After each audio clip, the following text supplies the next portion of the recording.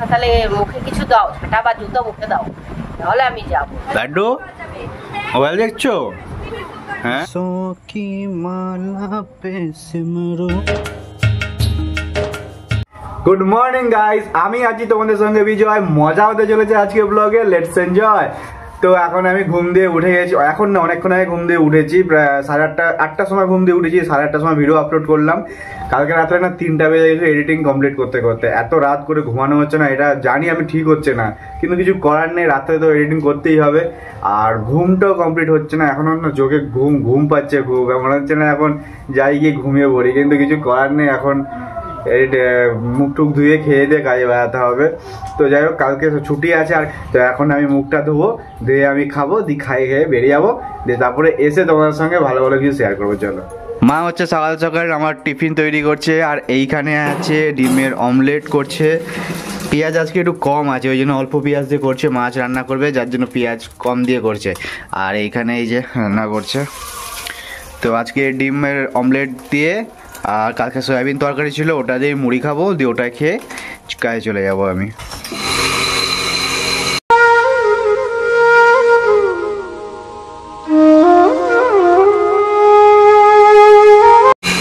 সোমবার করবো, তারপরে কমপ্লিট কাজ। এক ধ্যানে দেখো মোবাইল দেখে যাচ্ছে, এক ধ্যানে। ওই লাড্ডু, লাড্ডু মোবাইল দেখছো? হ্যাঁ, এক ধ্যানে মোবাইল দেখে যাচ্ছে, কোনো দিকে ফোন পেলেই সব, কোনো দিকে ধ্যান জ্ঞান নেই।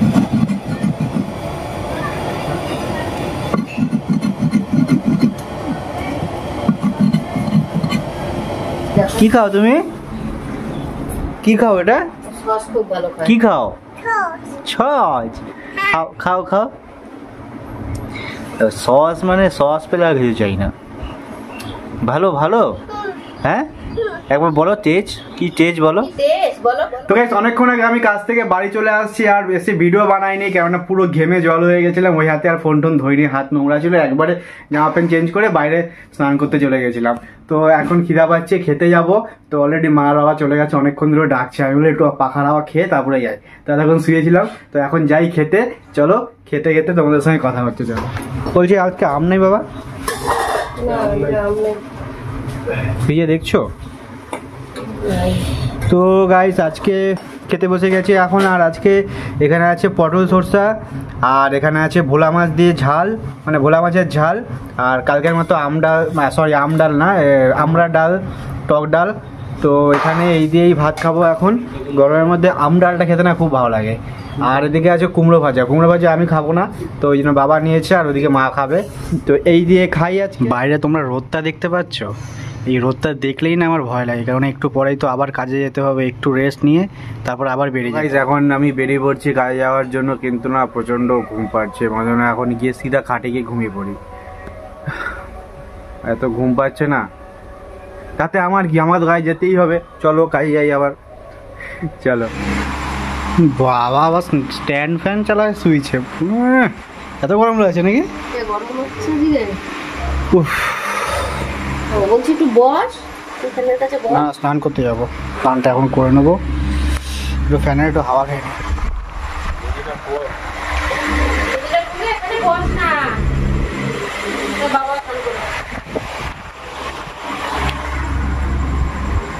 স্নানটা করে নি, করে দিয়ে বসলে পরে আরামটা লাগবে। सांसों की माला पे सिमरू में तेरा नाम। তো চলো স্নানটা করে নি। গরম না, ঠায় যাচ্ছে না। দুদিকে দুটো ফ্যান চালু, ওপরে একটা, সাইডে পিছন দিকে আর একটা, দুটো ফ্যানের হাওয়া। তো গাইস, এখন আমি তোমাদেরকে শোনাবো যে সত্যিকারের ভূতের গল্প। মানে আমার মা বাড়ির ওখানে না, মানে এখন অতটা নেই, এখনো আছে, অল্প আছে, কিন্তু আজ থেকে মানে আমার মায়ের বিয়ের আগে, আজ থেকে 10 বছর আগে, 15 বছর আগে না, মানে আমার মা বাড়ির এলাকাটা প্রচণ্ড ভয়ের এলাকা ছিল। মানে পুরো ভূতের, মানে পুরো গ্রাম এলাকা, তো এসব জিনিস প্রচণ্ড দেখা যেত। হয়তো এখানকার আমরা টাউনের মানুষজন হয়তো এইসব বিশ্বাস করি না, হয়তো আমরা খুব একটা দেখিও না, কিন্তু যারা যারা গ্রামে থাকো তারা হয়তো জিনিসটা বুঝতে পারবে যে গ্রামে এইসব জিনিসগুলোর প্রচলন এখনও আছে। তো এখন আমার মা কিছু একটা শেয়ার করবে। মা বলছে আমার কাছে একটা ভালো ভূতের গল্প, মানে রিয়েল কাহিনী, কোনো রকম কোনো স্টোরি না, কিন্তু এটা মানে রিয়েল স্টোরি, এটা যদি বলতে পারো তোমরা। তো ওটা এখন বলবে, মা বলছে আমি ওটা বলবো, তুই সাবস্ক্রাইবারদের সেটা শোনা। মানে আজকে সন্ধ্যাবেলা আমরা গল্প করছিলাম, তখন মা মানে গল্পটা বলছিল, তো আমি বললাম যে তাহলে চলো গল্পটা তাহলে আমাদের সাবস্ক্রাইবারদের সঙ্গে বন্ধুদের সঙ্গে শেয়ার করি ব্যাপারটা। মাসিদের একটা বাগান বাড়ি আছে, ওই বাগান বাড়িতে মাসি একবার মানে গেছে আর কি, যে একটুখানি ওখানে পেয়ারা গাছ আছে, তারপর লেবু গাছ আছে এই বাগান বাড়িটায়। তো ওই গাছ থেকে ভাবছে পেয়ারা পারবে একটুখানি বা খাবে কিছু একটা পাবে। মাসি বলতে কোন মাসি? আমার দিদি, যত দিদি হয় আমার, মানে যে হয় হাবড়ায় থাকে না, এই বনপাট নাই। আচ্ছা, বনপাট নাই, মনি মাসি। ও আচ্ছা, ওই গগদির উল্টাদির মা।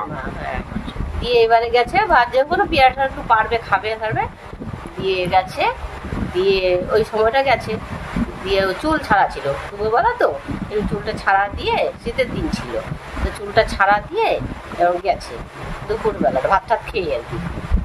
দিয়ে যাই হোক হলো গেছে, এবার তো বুঝতে পারেনি যে কি হবে না হবে। এইবারে যাই হোক হলো, পেয়ারাটা পেরে আসছে, এসে এবার আবার বাইরে বসে সবাই মিলে গল্প করতেছে।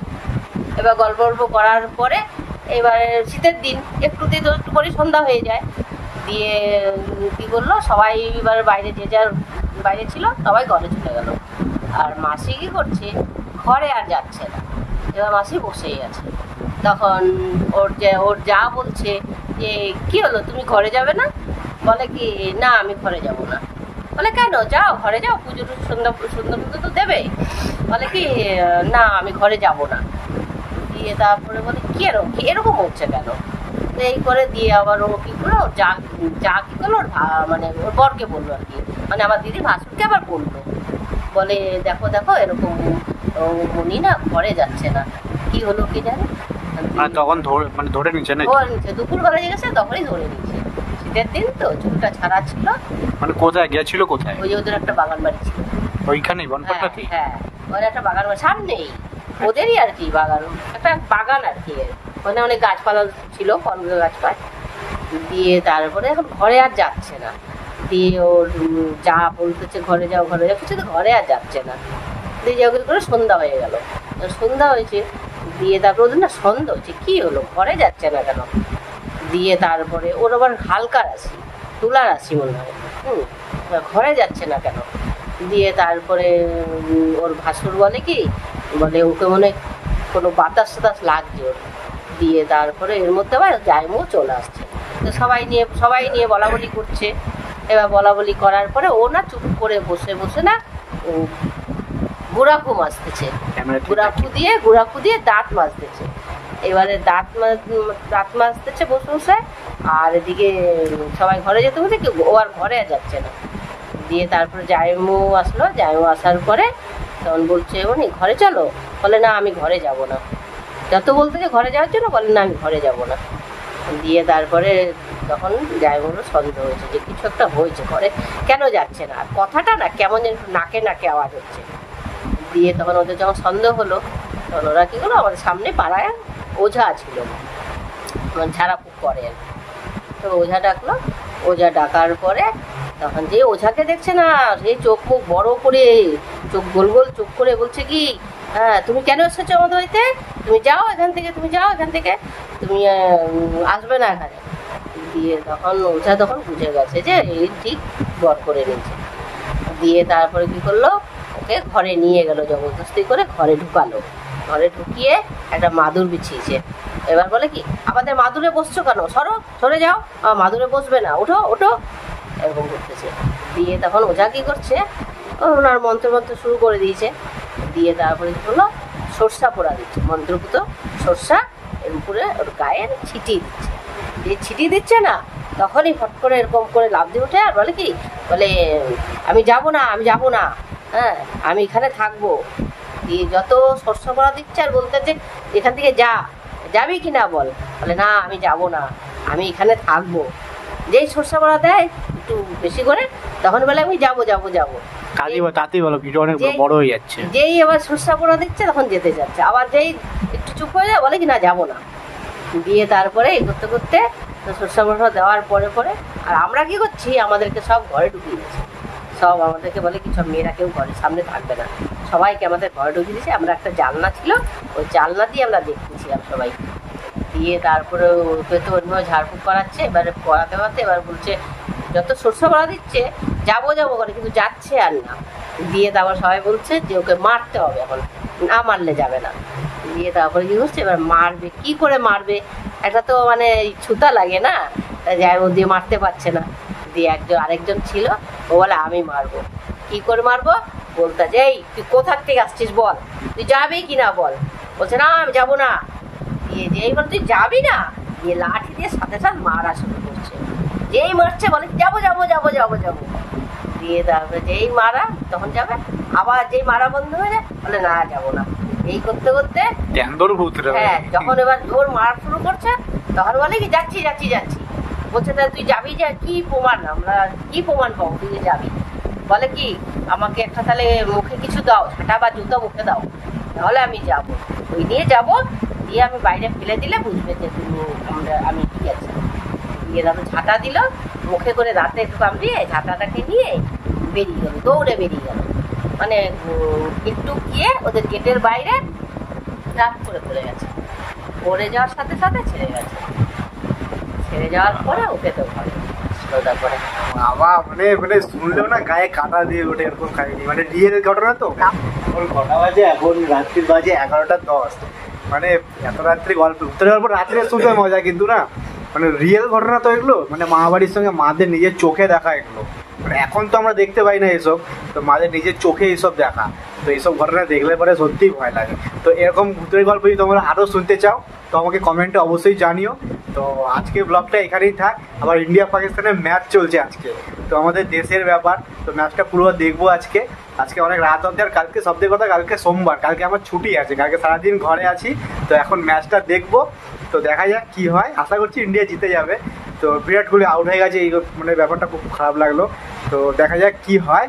তো চলো আজকে ব্লগটা এখানেই শেষ করলাম, আবার তোমার সঙ্গে কালকে কথা হচ্ছে। আজকে এত দেরি থাক, তোমরা সুস্থ থেকো, ভালো থেকো, চলো বাই।